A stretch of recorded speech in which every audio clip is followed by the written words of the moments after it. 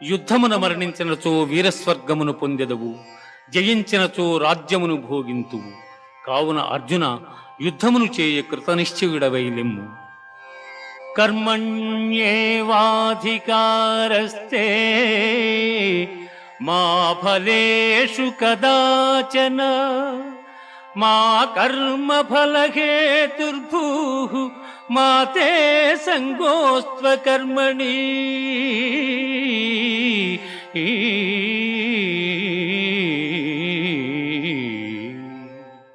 కర్మలను ఆచరించుటైందే నీకు అధికారము కలదు, కాని వాని ఫలితము పైన లేదు. నీవు కర్మఫలమునకు కారణము కారాదు, అట్లని కర్మలను చేయుట మానరాదు.